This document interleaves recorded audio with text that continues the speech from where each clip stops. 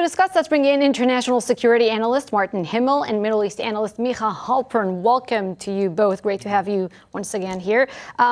I want to start talking about the violence we saw today in Israel. Micah, in one day, an attack in Jerusalem, thousands protesting on the Israel-Gaza border, Islamic Jihad and Hamas leaders saying we are going to hit Israel double time, double hard, the next round of confrontation. Now, given the political instability and turmoil in Israel, plus ahead of the Bahrain summit, should we expect another round of escalation? You can always expect escalation because the nature of the beast is that it cycles in and out. And this is one of the things that we're going to see. So there's nothing really new about a Friday demonstration, which is violence on the Gaza border. There's nothing really new about Friday violence in the Old City because that's the day in which they're riled up in the sermons on the Temple Mount itself. So this is not new stuff. The reality, though, is that, yes, we're focusing on it because we're trying to see maybe they're being motivated by the Trump deal of the century.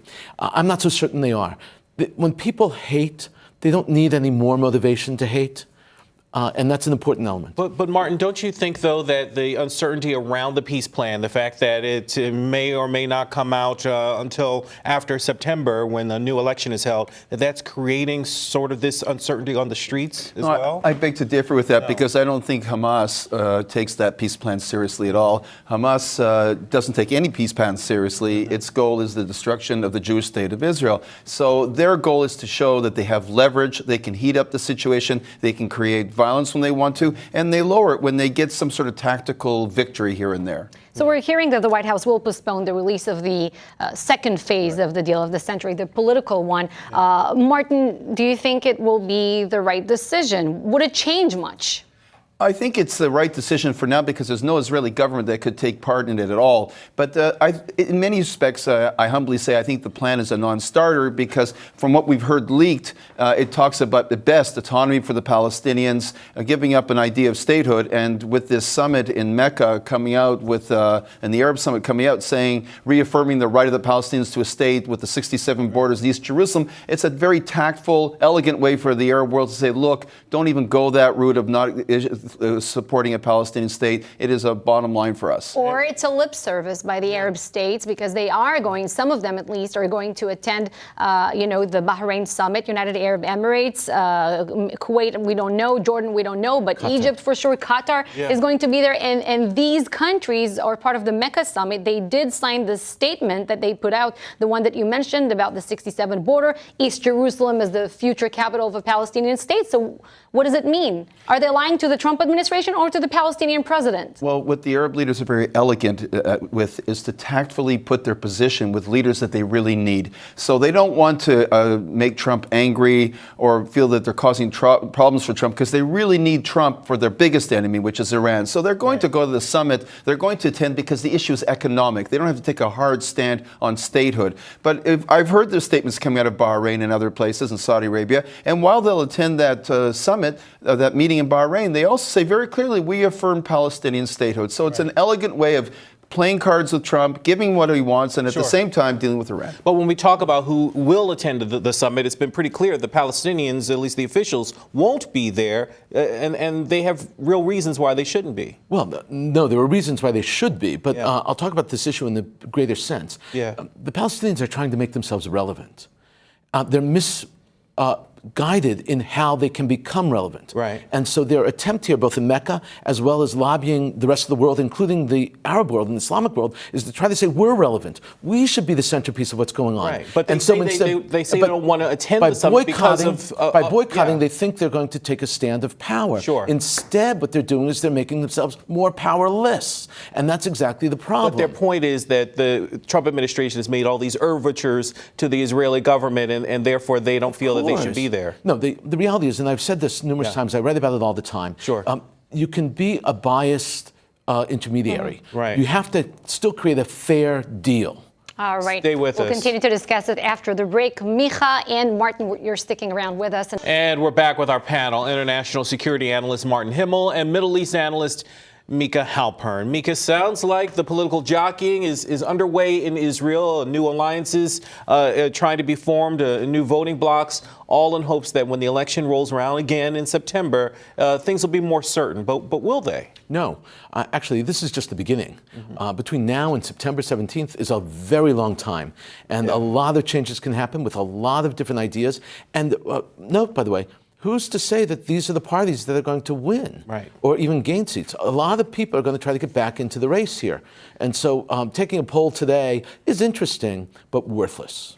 So the Israeli opposition just received a second shot, though, with these new elections. But no matter how you look at it, the current polls that Eli Yochenberg pointed out to, or the April vote, the Israeli public is leaning more to the right or center-right. So how could the left-wing parties target that? What should be their strategy? Well, let me make a comparison to the United States. You're not going to win the United States if you're not campaigning hard in Pennsylvania, Ohio, Michigan, and places like that. The Israeli left will not win if it's not going to move in and campaign in places like Kiryat Malachi, Netivot. These are towns that have very strong grassroots ties to Likud. They have to start making inroads there. They have to go to what we call wedding ceremonies and all sorts of parties. They don't like that. They like to go to elite intellectual areas in Tel Aviv, preach to the converted, and as long as they keep doing that, they're going to keep losing.